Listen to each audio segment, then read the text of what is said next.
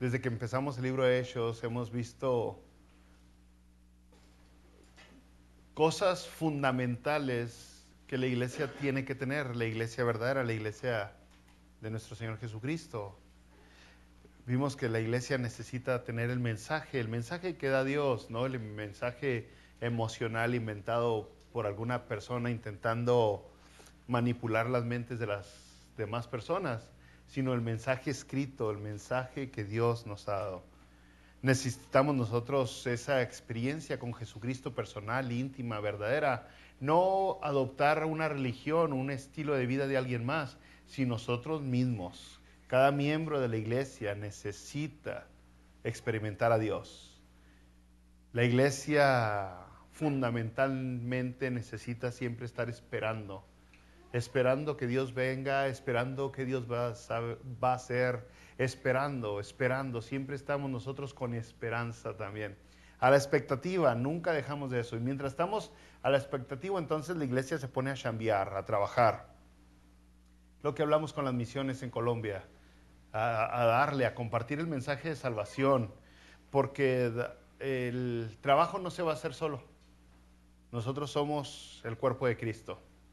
Y en medio de todo eso Dios nos da motivación, Dios nos anima de diferentes maneras. Aquí en Hechos nos da la motivación al decirnos cuando los hombres, los ángeles dijeron, varones galileos, este hombre así como lo viste ir, así mismo lo verás regresar. Es la motivación de que las cosas van a mejorar. Ya ve que ahorita vemos cómo el mundo va en decline, cada vez las cosas se ponen peor, cada vez hay más inmoralidad, cada vez hay más división en este país, las cosas están más polarizadas. Bueno, si confiamos en los políticos, no hay esperanza. Pero si confiamos en Dios, hay esperanza. Vamos avanzando hacia algo mejor. Esta vida que tenemos aquí no es lo mejor que vamos a tener. Las cosas todavía se van a poner más buenas. Más buenas. Ahora llegamos a ver que en el fundamento de la iglesia necesitamos a las personas correctas. A las personas correctas. Y cuando vemos a las personas correctas es más que la vestimenta, que saco, que corbata, que buena voz, que... No, es mucho más que eso, es desde adentro de la persona, de lo que está hecho la persona, sus principios, sus valores, sus convicciones, su espiritualidad. Vayan conmigo, brothers, a Hechos capítulo 1. Y hoy vamos a ir leyendo versículo por versículo otra vez. Ahora en el versículo 12 de Hechos capítulo 1, dice, entonces volvieron a Jerusalén desde el monte que se llama del Olivar, el cual está cerca de Jerusalén, camino de un día de reposo. Jesucristo se va en las nubes, se levanta y dice aquí la palabra de Dios que estas personas regresan. ¿A dónde? A Jerusalén.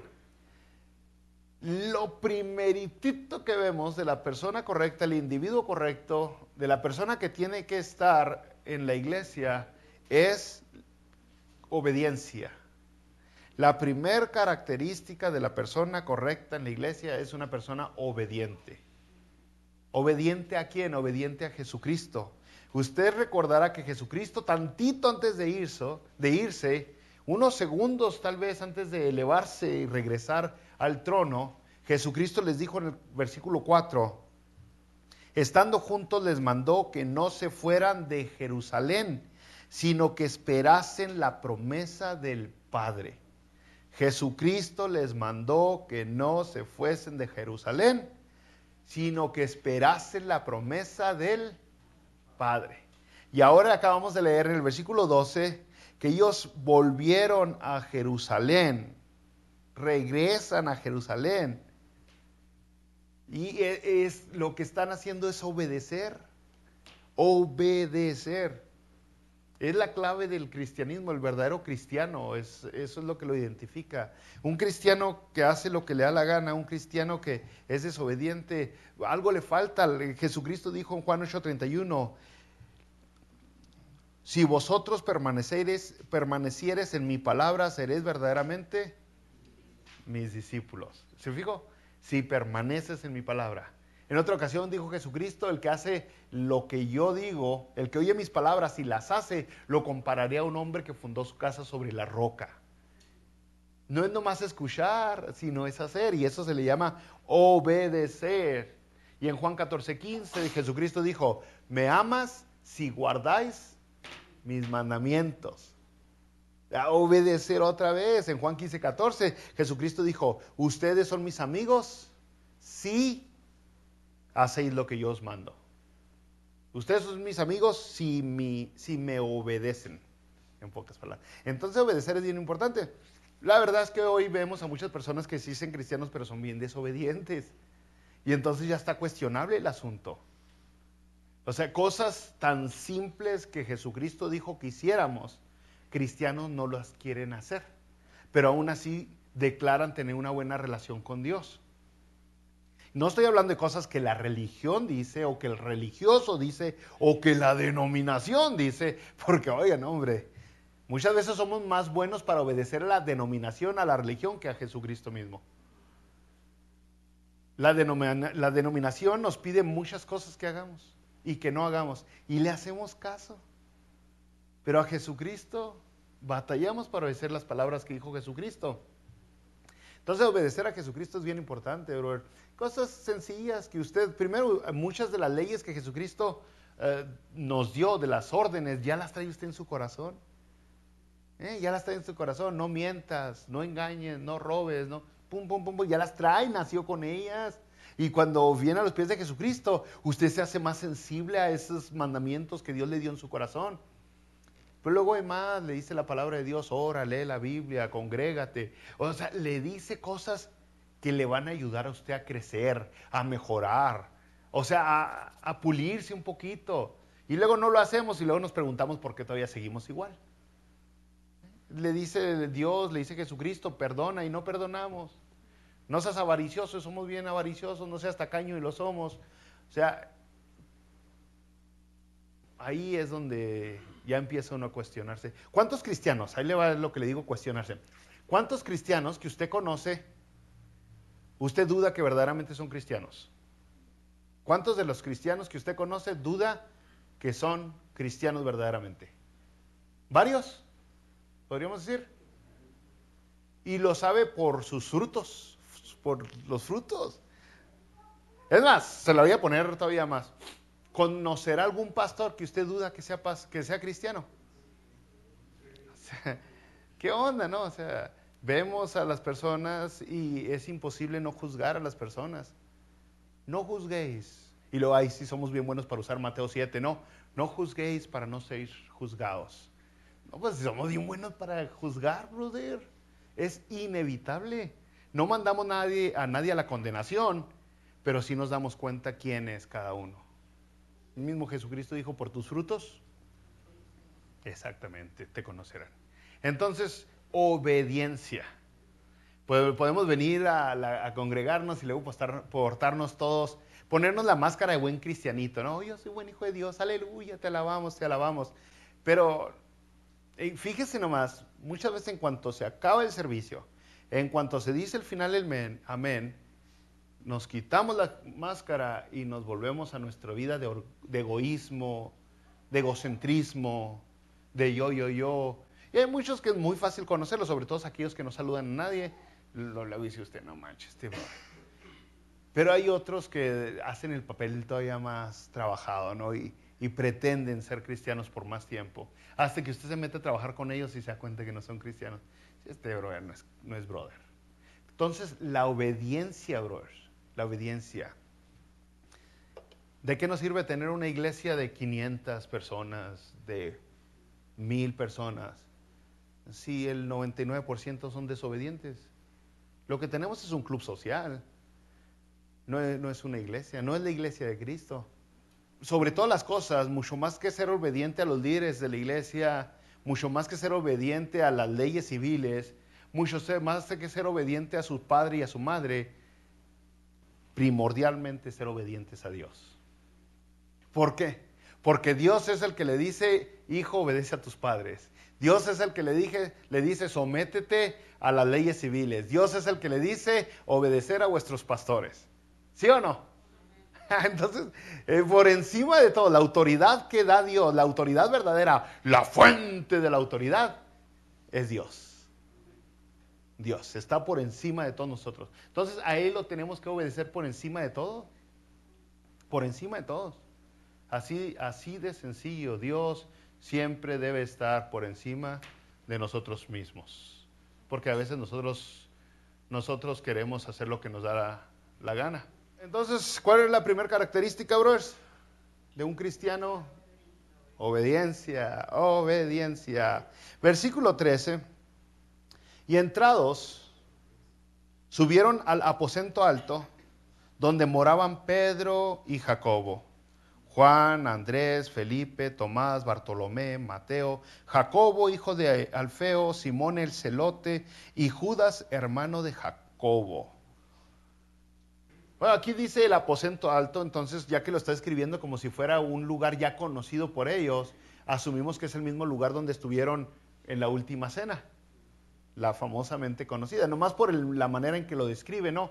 El aposento alto, la habitación que ellos rentaban, podríamos decir, es la habitación que rentábamos. Están en una ciudad que no la es de ellos y entonces lo más lógico de hacer es rentar un lugar donde van a estar. Ninguno de ellos era de Jerusalén, no eran de Judea. Los discípulos, los 11 que acabamos de leer, eran galileos todos ellos. El único que se cree que era de Judea es el traidor. Y no porque traía, sino porque traicionó. ¿Quién es?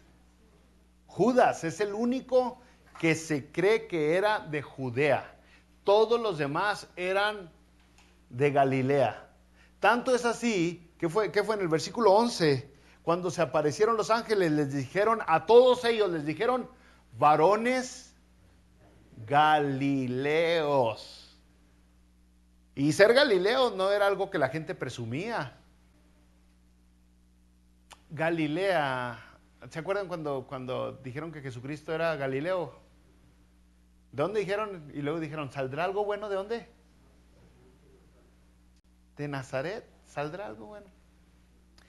El asunto, hermanos, es de que la mayoría de ellos eran de afuera y estaban rentando un cuarto en Jerusalén. Y estaban todos, dice los 11 en esta habitación. Se conoce como si fuera una gran cosa porque le llaman el aposento alto, ya con un tono religioso, pero era un cuarto que estaba en el segundo piso. Eso es lo que es el aposento alto. Un cuarto que estaba en el segundo piso. O sea, en otras maneras, usted conocerá que es hispano, un cuarto que lo hicieron en la azotea. Allá en mi país se casaban los hijos y luego le hacían un cuarto en el patio y luego otro parte. Y al último toda la familia, los nietos y todos vivían donde mismo. Pero en Jerusalén no había lados para expandirse para los lados porque estaban amuralladas las ciudades. Entonces se empezaban a extender para arriba. Y se iban los hijos y se quedaba ya el cuarto solo. Entonces, posiblemente algo así. El caso es de que estas personas, los 11, estaban ahí todos juntos. Y dice el versículo 14, todos estos perseveraban unánimes en oración y ruego con las mujeres y con María, la madre de Jesús, y con sus hermanos. Y aquí le podríamos decir que aquí está otra característica de un cristiano, un verdadero cristiano de la iglesia. Podríamos decir oración, el verdadero cristiano ora. O podríamos decir congregación, el verdadero cristiano se congrega, se reúne. Pero, brothers, tanto orar como congregarse es parte de obedecer. Es parte de obedecer. Entonces, el que no se congrega no obedece y el que no ora no obedece. Y ellos tenían mucho por qué orar. Jesucristo le dicen, espérense allí en Jerusalén hasta que venga el Espíritu Santo. Y oiga, y ellos tenían mucho por qué orar. Igual que nosotros tenemos mucho por qué orar. Ellos tenían mucho para darle gracias a Dios, mucho para alabar a Dios, pero también tenían mucha petición. Y dice la palabra de Dios que aquí estaba María. Estaban también las mujeres. ¿Cuáles mujeres? No dice cuáles. Asumimos que las mismas que estuvieron en la cruz. ¿Se acuerda al pie de la cruz? Asumimos que son varias Marías. pero luego sí identifica a María, la madre de Jesucristo. Y esta es la última aparición de María. Ya después de esta mención de María no se vuelve a mencionar el resto de la Biblia. O sea, es más, después de este versículo no se vuelve a mencionar. Ya en el resto, muchos capítulos que vienen de Hechos no se menciona a María en Romanos, en 1 Corintios, en 2 Corintios, en Gálatas, en Efesios, en Filipenses, en Colosenses. No se menciona, usted llega hasta Judas y no se menciona, Apocalipsis, no se menciona. ¿Sí me entiende? No hay mención de María jamás.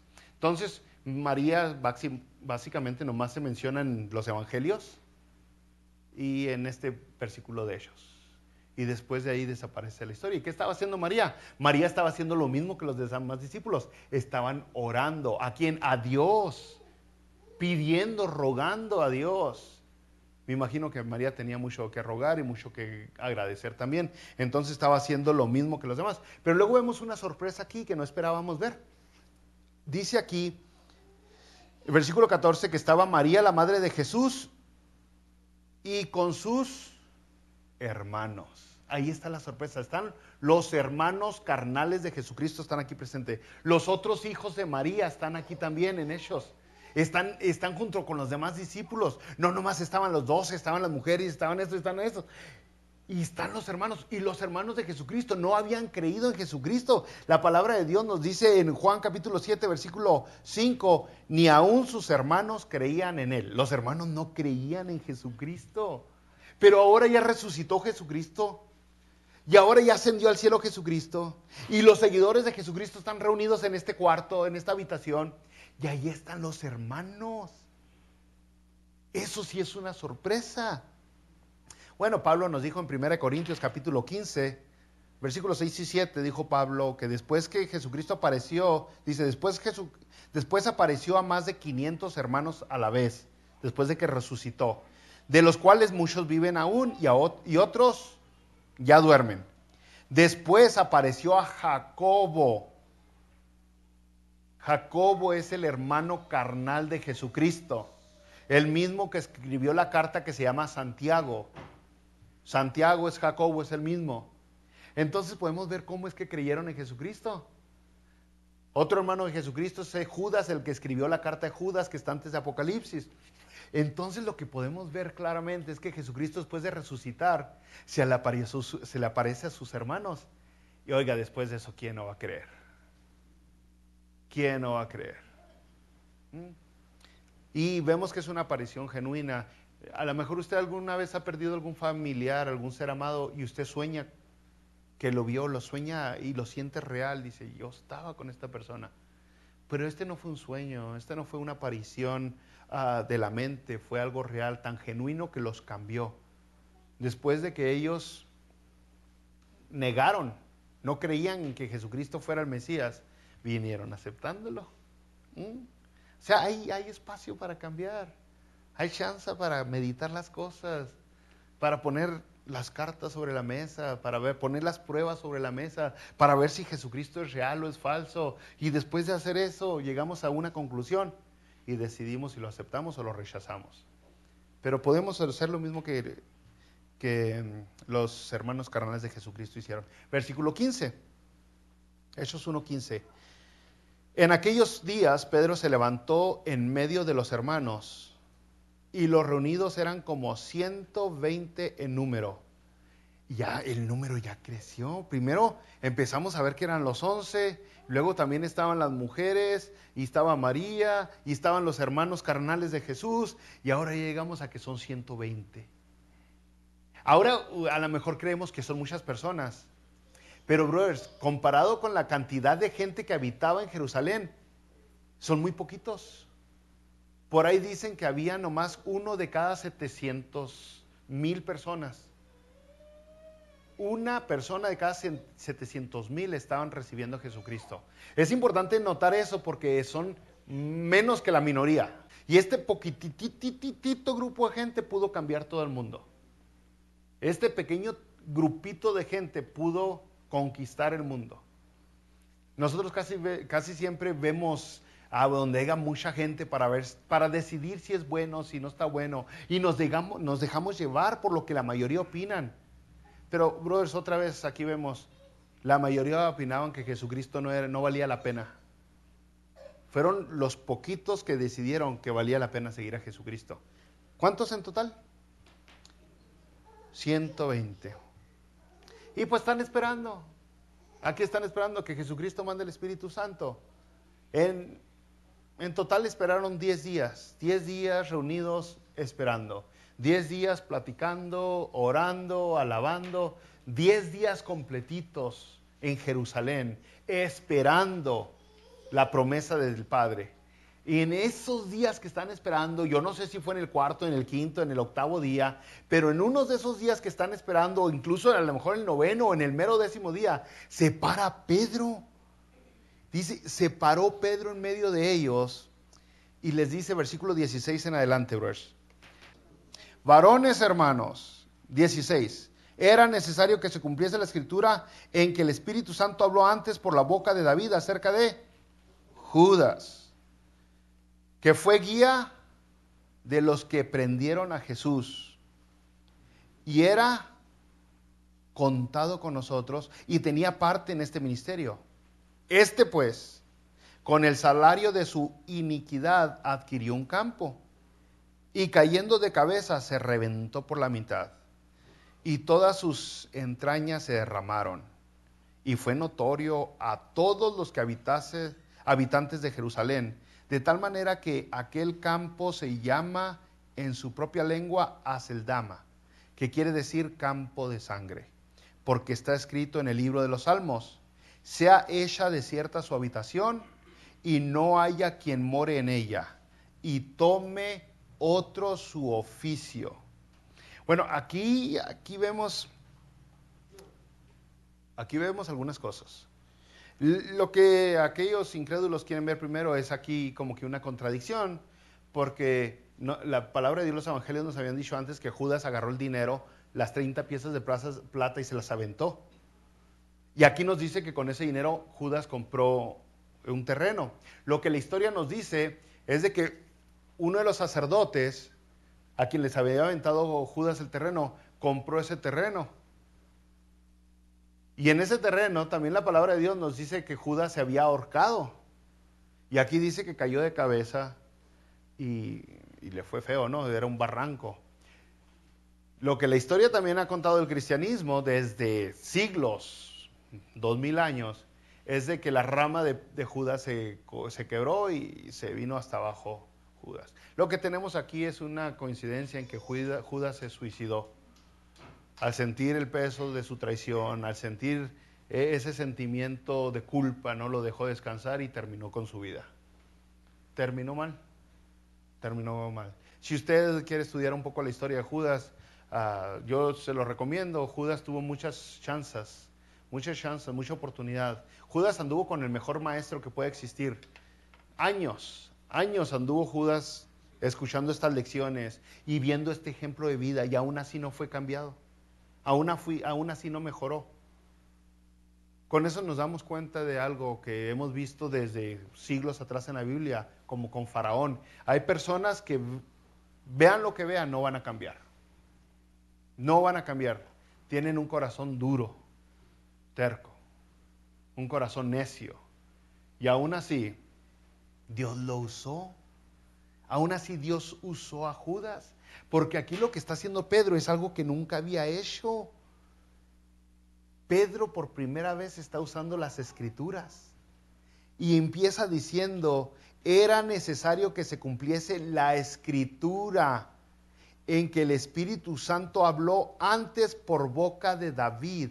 Como sea, vemos que ya Pedro está cumpliendo con el primer requisito que vimos nosotros, que en la iglesia se necesita usar la escritura, se necesita usar el mensaje que Dios da, se necesita usar la palabra de Dios. Y Pedro está haciendo eso. Pedro está usando la escritura. Judas fue elegido debido a su corazón torcido, Judas, desde siglos antes, desde miles de años antes.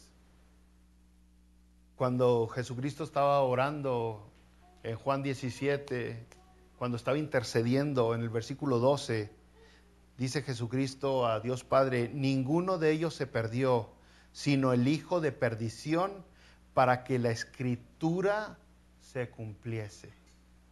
Está hablando de los 12, ninguno se perdió, más que el que se tenía que perder, porque ya estaba escrito que se perdiera. Entonces, en medio de esperar por el Espíritu Santo como Jesucristo les había mandado, y ellos estaban obedeciendo, Pedro toma la iniciativa, se para y empieza a opinar, vamos a elegir a un sucesor de Judas.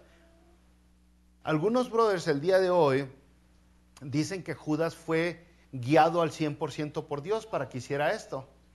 Otros brothers dicen que Judas se adelantó porque todavía no venía el Espíritu Santo. Entonces, podemos ver que Judas se adelantó al ver su personalidad. ¿Usted recuerda que Judas en su personalidad era levantado, luego le mochó la oreja a Malco, ¿se acuerda? O sea, era su personalidad, era arrancado Judas, luego, ¿qué? ¿Quién trae? Vamos a hacer algo, no podemos nomás estarnos viendo las caras. Y entonces, la mera personalidad de Judas, ¿de Judas no? ¿De quién? De Pedro, pónganse en truchas, bros. La mera personalidad de Pedro, la mera personalidad de Pedro está diciéndonos cómo era arrebatado. Yo no sé usted qué quiere creer. Que Pedro debió haber estado esperando hasta que llegara el Espíritu Santo antes de elegir al reemplazo de Jesucristo, o que Pedro se dejó guiar por Dios. Como sea, Pedro usó las Escrituras. Algo que nunca antes había hecho Pedro. Ahora estaba agarrando el Antiguo Testamento y lo estaba por fin conectando con los hechos que estaban aconteciendo ahora. Ahora estaba viendo las profecías que Dios había dado cientos y cientos y cientos de años de atrás, y estaba viendo cómo se estaban cumpliendo en su actualidad, en ese momento. Entonces, Pedro empieza en esos días de espera. Vemos que Pedro está escudriñando la Escritura, la palabra de Dios, y entonces al estudiar la palabra de Dios se da cuenta que el Antiguo Testamento hablaba de Judas. Y dice, era necesario que se cumpliese lo que el Espíritu Santo dijo a través del rey David. Así es como dijo aquí en el versículo 16. El Espíritu Santo habló por boca de David diciendo, ¡pum!, Judas. Pero lo sigue haciendo en el capítulo 2, Pedro, otra vez vuelve a hablar de la palabra de Dios en el Antiguo Testamento. Fíjese, capítulo 2, versículo 16. Está ya predicando Pedro, ahora sí lleno del Espíritu Santo, y dice capítulo 2, versículo 16, mas esto es lo dicho por el profeta Joel, en los postreros días, dice Dios vuestros... ¿Se acuerda? Otra vez está hablando, está conectando Pedro la profecía del Antiguo Testamento con el presente. En el versículo 25, capítulo 2, dice Pedro, porque David dice de él, veía al Señor siempre delante de mí. Otra vez, está conectando Pedro otra vez el Antiguo Testamento con la actualidad. Versículo 34, porque David no subió a los cielos, pero él mismo dice, dijo el Señor a mi Señor. Otra vez, Pedro lo que está haciendo constantemente es agarrando la Escritura y dándole una aplicación. Y ya Pedro por fin conecta lo que está pasando con el Antiguo Testamento. Ya por fin está uniendo las puntas. Entonces, otra vez, esa persona correcta que obedece a Dios, esa persona usa la Biblia, usa la palabra de Dios. No usa un versículo y luego lo manipula y lo forza que diga lo que quiere que diga. No, usa la palabra de Dios, y lo estamos viendo con Pedro.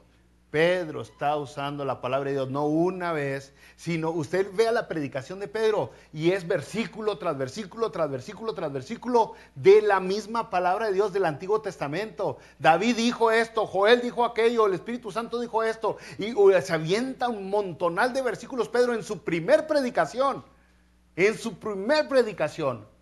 porque la persona correcta en la iglesia usa siempre las Escrituras, usa siempre la palabra de Dios.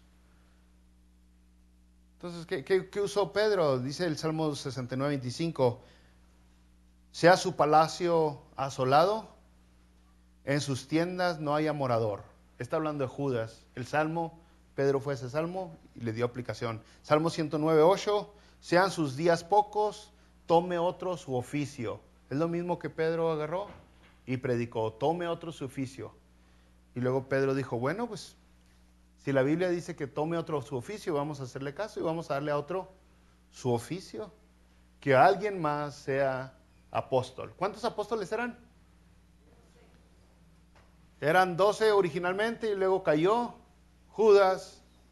Entonces en este momento son 11 y asumen que tienen que ser otra vez 12.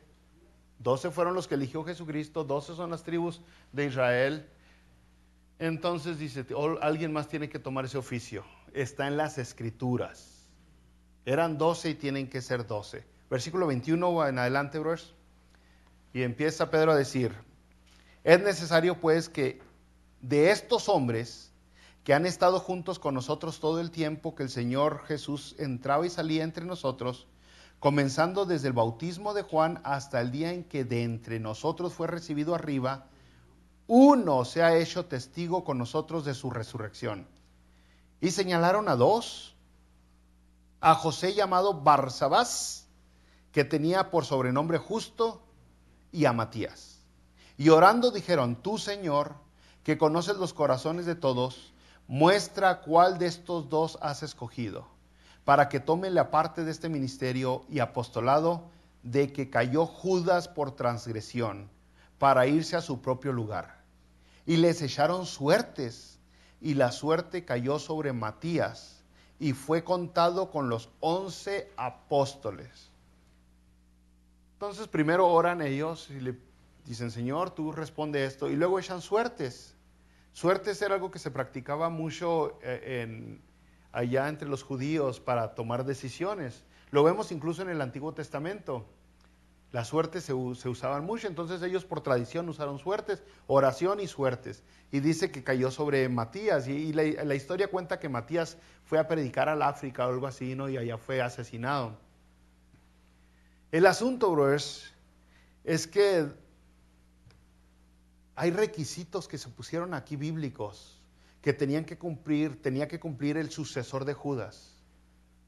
Y de entre todos los 120 que estaban ahí reunidos, eran 120 discípulos, nomás 12 apóstoles, 11 apóstoles en este ratito, 120 discípulos, 11 apóstoles. De entre todos esos 120, nomás 2 ganaban los requisitos. No más 2. Uno era Matías y el otro, el Justo. No más 2. No más 2. Ahora hay personas, brothers, que se llaman apóstoles. Ellos mismos se autollaman apóstoles hoy en día. Y tristemente iglesias que se llaman cristianas les abren las puertas. Y hasta los usan para publicidad. Va a venir tal apóstol, va a venir tal apóstol, para intentar atraer a la gente. Y estas personas se justifican de que sí son apóstoles, pero no se justifican en Hechos capítulo 1, porque usted se da cuenta que los requisitos para que fueran apóstoles, pues tenía que haber andado con Jesucristo caminando ¿desde cuándo? Desde su bautismo hasta que fue recibido arriba en las nubes. Eso nos muestra que no nomás anduvieron todo el tiempo los 12 con él, sino había más gente aparte de los 12 siguiendo.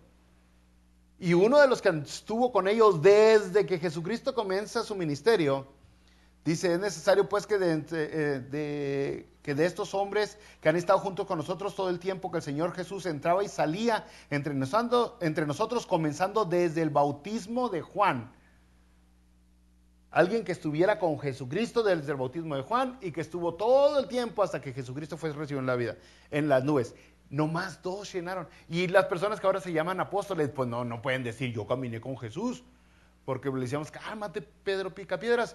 Pues ni que fueras tan viejo, no pudiste caminar. ¿Sabe lo que hacen para justificarse? Usan a Pablo. Dicen, Pablo fue apóstol, así como Pablo recibió el ministerio, así yo. Pablo no caminó con Jesucristo desde el principio, pero aún así fue llamado al apostolado. Y no, bro, estos son buenos para torcer la Biblia. Son buenos para torcer la palabra de Dios porque, bro, después de que Pablo fue llamado directamente, cuando iba en camino a Damasco, a una ciudad que se llama Damasco, Pablo fue llamado de la voz de Jesucristo. Pablo fue llamado directamente, no por un sueño, no por una visión, no porque se lo imaginó en algún versículo de la Biblia. Pablo fue llamado directamente por Jesucristo. Y luego Pablo fue enviado a los discípulos de Jesús para que su ministerio fuera confirmado. Y luego Pablo fue enviado a los apóstoles de Jesucristo nuevamente para confirmar su ministerio. Entonces, estos brothers que ahora se dicen que apóstoles, oiga, no son confirmados por nadie más que por ellos mismos. Y muchas veces los que los apoyan son iglesias fantasmas. No siempre, pero muchas veces son iglesias que de repente a alguien se le ocurrió hacerse pastor y ya nació la iglesia. Ni siquiera ellos tienen la ordenación de parte de la iglesia. Entonces, vemos en la historia en Pablo. Pablo, un apóstol, fue llamado por Jesucristo, fue confirmado por los discípulos y fue reconfirmado por los apóstoles, a tal grado que aún hasta los apóstoles escriben acerca de Pablo. Aún Pedro dice que debemos de obedecer a Pablo, escuchar sus enseñanzas. Entonces es muy ilógico que la gente hoy quiera justificarse con la vida de Pablo y decir, yo soy apóstol. Y luego pues, ni comience, porque yo sí les traigo tirria a esos, porque, ¿sabe? O sea, esas personas que hoy se quieren llamar apóstoles y profetas, nomás van a iglesias ya hechas, ya formaditas, a recoger ofrendas. Si eres tan apóstol y profeta, ¿por qué no vas allá donde nadie ha predicado? En medio del Amazonas. Órale, vete. ¿No se quiere llevar a un apóstol de eso, brother? Allá. A ver, métalo allá con los nativos del Amazonas, a ver cuánto sobrevive allá. O allá en medio de la nada, en África. ¿Por qué no se van a predicar a Afganistán o a Irak o a Pakistán? ¿Por qué no? Si eres tan apóstol, Pablo dice, yo siembro donde nadie había sembrado. Eso es lo que hace un apóstol. Eso es lo que hacía un apóstol. Iba a llevar el mensaje donde nadie más lo había llevado. Iban a sembrar. Los de hoy no quieren ir a iglesitas ya hechas. Y no, yo le profeto esto, yo le profetizo aquello, y yo declaro y yo ordeno. Cállese, declaro y ordeno. O sea, no tienen autoridad. No tienen autoridad. No tienen respaldo bíblico. No tienen respaldo eclesiológico. No tienen poder alguno, brothers. No tienen poder alguno. No son los cristianos que necesitamos en la iglesia. No son. No es lo que necesita la iglesia.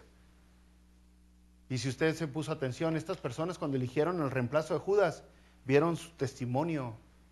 Es lo mismo que pasa en Hechos capítulo 6, cuando van a elegir a los diáconos. ¿Qué ven? Testimonio. Ok, ¿cómo es este brother? ¿Verdaderamente está lleno del Espíritu Santo? ¿Verdaderamente se porta bien? ¿O es sangronzón, es payosón, es arrogante, es creído? ¿Qué es? Usted ve cuando eligen a Pablo. Otra vez, ¿qué ven de Pablo? Testimonio. ¿A Pablo y a quién eligen? A Bernabé. Dijo el Espíritu Santo, o sea, sepárenme, apártenme a Pablo y a Bernabé para el ministerio. Otra vez la gente ve el testimonio. Y entonces es bien importante eso, bro. Queremos a gente correcta en la Biblia. Necesita buen testimonio. Necesita buen testimonio. Y buen testimonio no de los que los ven nomás una vez a la semana, sino testimonio de los que los ven todos los días. ¿Okay? O sea, en otras palabras, si le preguntamos a sus hijos, oiga, ¿usted cómo la ve? ¿Este bro es el arma para ser pastor acá en la iglesia? ¿Qué van a decir sus hijos? Son los que lo ven todos los días, ¿no? O si le preguntamos a su pareja, oiga, ¿cómo la ve? ¿Debería estar ahí arriba? ¿Qué van a decir? Porque aquí venir a hacer el show una hora, una vez a la semana, está muy fácil, bro. Oiga, pues los voy a engañar. Yo les he hablado cuando uno sale por allá. Ahora que fuimos a predicar, reciben a uno bien bonito, ¿verdad? En la convención. Lo abrazan a uno, hasta uno se cree que trae una aureola en la cabeza. O sea, dice uno, wow, cómo soy santo en este lugar. Pero donde lo conocen a uno, o sea, la verdad es de que a quien se ordena es a la gente que uno conoce, que convive con ellos, que sabe qué tan entregado es, qué tanta pasión tiene por la gente, qué tanto amor tiene por la gente, qué tanto se sacrifica por la gente. Eso es lo que necesitamos ver, porque lo que estamos compartiendo es a un Jesucristo que ama a la gente, que se entrega por la gente, que se entregó, dio su vida por la gente. Y nosotros queremos ser mayor que el maestro, mayor que el mero mero. No, si Él es nuestro ejemplo, entonces nosotros también tenemos que hacer lo que Él hizo. Entonces, ahí está la clave, ¿no? ¿Queremos a la gente correcta en la iglesia? Necesitamos de ponernos listos. Y luego, todavía para el colmo, el Nuevo Testamento nos da la lista de cómo tienen que ser los que van a servir en la iglesia. ¿Qué es? Timoteo, 1 Timoteo. ¿Qué dice?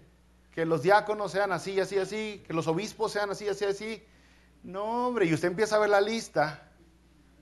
Deberíamos de agarrar esa lista. Empieza con honestos, ¿va? ¿Cuántos ya quedaríamos descalificados? Honesto este brother. Sale. Que no tenga ganancias deshonestas. Salen. Si pudiéramos meter a todos los pastores, todos los líderes de la iglesia hoy, ¡pum! Supongamos que en total son 1000. Supongamos, ¿no? No está tan gacha la cosa, pero supongamos 1000 pastores en todo el mundo. Y empezamos a pasar las listas del Nuevo Testamento. Ok, que no sea pendenciero, o sea, que no sea rencoroso. ¡Pum! Ya se fueron 300. Estos sí no calificaron. Ok, que no sean de ganancias deshonestas. ¡Pum! Ya nomás nos quedaron 2. Imagínense que las iglesias ya agarren la onda y empecemos a hacer algo así. Nos fijamos en su palabra, su enseñanza, su doctrina, lógicamente que tiene que estar muy buena. Pero en realidad lo que más importa, porque la doctrina se aprende, pero las malas mañas, bro, está más difícil quitar. O sea, cualquier doctrina uno la estudia hasta que la aprenda. Pero si así tiene mal testimonio, bro, eso está más difícil limpiar. Sobre todo ya cuando dice que es cristiano. Ya cuando una persona dice que es cristiana y aún así sabe jugar al cristianismo, brother, ya está más difícil que esa persona cambie. Está más difícil. Se han puesto un escudo religioso alrededor de ellos y no permitan que la palabra de Dios penetre su corazón. No permiten que el Espíritu Santo se los transforme porque simplemente quieren pretender y les da miedo dejar de pretender. En lugar de arrodillarse delante de Dios y decir, ¿sabes qué, Padre? He sido cristiano por tantos años y nomás ha estado jugando a cristiano. Les da miedo que la gente diga, ¿en serio ahora sí? Pues no, que ya eras. Y al último, por tenerle miedo al que dirán, nos quedamos condenados. Así que, bro, la persona correcta es muy importante en la iglesia, tiene que ponerse trucha. Pero ¿sabe qué es lo que hacen hoy las iglesias cuando ven a un pastor que no debería estar de pastor? Hacen una de dos cosas, o se aguantan, dicen, pero me cae bien su esposa, pero mis hijos son amigos de sus hijos, y se aguantan, o otra nomás se cambian de iglesia, en lugar de enfrentar a ese mal liderazgo que hay ahí. En lugar de decir, oiga, brother, usted está de tranza, usted está de mañoso, usted está de tramposo. Y eso es lo que ustedes tienen. La iglesia tiene autoridad. Dice, estando juntos con nosotros todo el tiempo. Ese era el requisito. Que el Señor Jesús entraba y salía entre nosotros. O sea, hubo compañerismo, los conocieron. Comenzando desde el bautismo de Juan hasta el día en que entró Jesús con nosotros y fue recibido arriba. Hubo enseñanza. Ellos tuvieron la enseñanza de Jesucristo. ¿Por qué? ¿Por qué es tan exigente que fuera uno de los 12 apóstoles así? ¿Por qué había tanta exigencia? ¿Por qué no podían agarrar cualquiera de los 120? Pues todos estaban ahí. Cuando menos no agarrar uno de los que estaban afuera, de los millones de personas que habían afuera. Porque dice la palabra de Dios en Efesios capítulo 2, versículo 20, que los apóstoles fueron los que pusieron el fundamento. Dice, nosotros edificamos sobre el fundamento que pusieron los apóstoles. Y mire, y si los apóstoles fueron los que pusieron el fundamento del cristianismo, y ahí me entró una piedra chueca, oiga, pues ya todo el edificio crece chueco. Era importantísimo, era grave que los 12 fueran correctamente elegidos. Acabamos de ver en Gálatas que poca levadura leuda toda la masa. Entonces era importantísimo. Ya vamos a cerrar ahora. Dice aquí que eligieron a José y a Matías, y al último cayó la suerte sobre Matías. ¿Sabe que eso no se vuelve a ver? Otra vez, como hablamos, cuando eligieron a los diáconos ya no eligieron suertes, ¿verdad? Ya lo hicieron guiados por el testimonio y por el Espíritu Santo. Cuando eligieron a Pablo no fue por suertes. Entonces vemos un cambio ahí fuerte, porque el Espíritu Santo en ese momento todavía no llegaba sobre ellos, no los podía guiar. Simplemente hicieron ellos algo tradicional. Ahora nosotros tenemos el Espíritu Santo. Romanos dice que el que no tiene el Espíritu no es de Dios.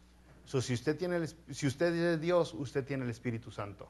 Si usted ha nacido nuevo, usted tiene el Espíritu Santo. Si usted ha aceptado a Jesucristo como el jefe, como el Señor, el Salvador, usted tiene el Espíritu Santo. Usted lo tiene. El Espíritu Santo no se recibe con alguna ceremonia religiosa. Ya lo veremos después, pero el Espíritu Santo se recibe abriéndole el corazón, las puertas, arrepintiéndose y aceptando a Jesucristo como el jefe.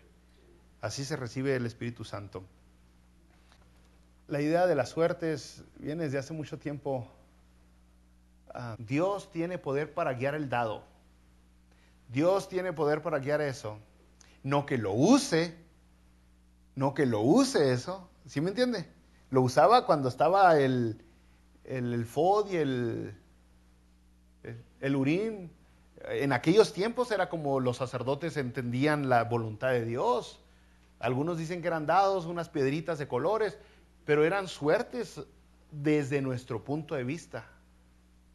Pero aquí está de dónde sale esa idea. Proverbios capítulo 16, versículo 33. Dice, la suerte se echa en el regazo, mas de Jehová es la decisión de ella. Dice, la suerte se echa en el regazo, mas de Jehová es la decisión de ella. Yo le voy a dar una aplicación personal a esto. Ya vimos cómo tiene que ser un verdadero cristiano en la iglesia, sobre todo un líder en la iglesia. Cómo tiene que ser. Pero sabe que en nuestras vidas, mucho de las decisiones que tomamos nosotros es casi al azar. Mucho de eso, intentamos, oramos como oraron ellos. Agarré este trabajo o agarraré aquel trabajo. Los jóvenes, voy a esta escuela o voy a aquella escuela. Muchas decisiones no estamos seguros cuál es la voluntad de Dios, ¿sí o no? O sea, ¿qué hago? ¿Qué decisión tomo? Hay otras cosas que es muy fácil saber la voluntad de Dios. Por ejemplo, dice la palabra de Dios que la voluntad de Dios es que seamos amables y buenos, gentiles. Que la voluntad de Dios es que le demos alabanza y adoración. Pero en nuestras decisiones que tenemos que tomar día con día, es muy difícil saber qué es la decisión que quiere Dios. Se lo hablo desde un punto muy personal porque a veces nosotros decimos fácil, no, pues si te gusta, es lo que Dios quiere. Pues si te dieron la oportunidad, es lo que Dios quiere. Es mucho más complicado que eso. Mucho más complicado que eso. A mí me han invitado a pastorear a otras iglesias. Y la mayoría de los pastores dijimos, pues es la voluntad de Dios. No tiene nada que ver que allá me paguen 6 veces más que aquí. ¿Ok? No tiene nada que ver eso. Y que me dan carro y troca. Es la voluntad de Dios. Así le hacemos muchas veces los pastores. ¿Sí sabe? Las iglesias grandes que se quedan sin pastor no batallan para conseguir otro pastor porque tienen con qué conseguirlo. Las iglesias chicas que se quedan sin pastor batallan mucho. Entonces, en el momento que a uno, por ejemplo, cuando la convención me ha ofrecido trabajar para ellos, pero me dicen, tienes que dejar de pastorear. ¿Cuál es la voluntad de Dios? ¿Cuál es la voluntad de Dios? No es tan fácil. Tiro los dados, si cae 6 voy, si cae otro no. Entonces, muchas decisiones de las que nosotros tomamos en la vida, no estamos seguros qué es lo que Dios quiere.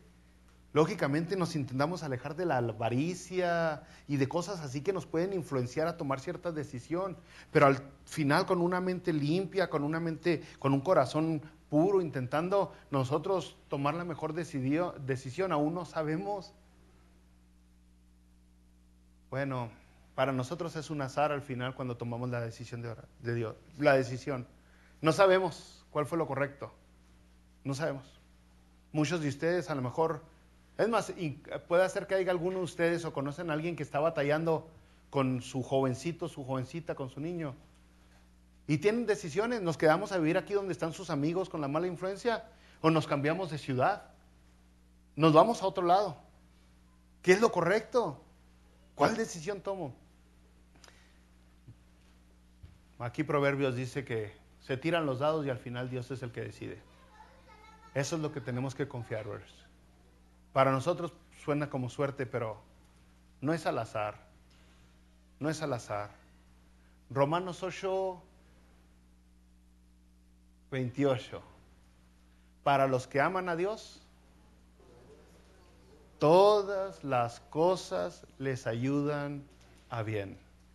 Entonces yo lo que le aconsejo es, ore, póngase en las manos de Dios, límpiese de influencias como la avaricia o cosas que lo pueden influenciar malas para tomar decisiones. Vuelva a orar y tome su decisión. Tome su decisión. Y si usted ama a Dios, esa decisión va a ser la correcta. Va a ser la que tenía que haber tomado. Porque Dios es el que controla. Aquí lo acabamos de leer otra vez. Déjeme se lo leo para que se lo lleve a la casa. Proverbios 16:33. La suerte se echa en el regazo, mas de Jehová es la decisión de ella.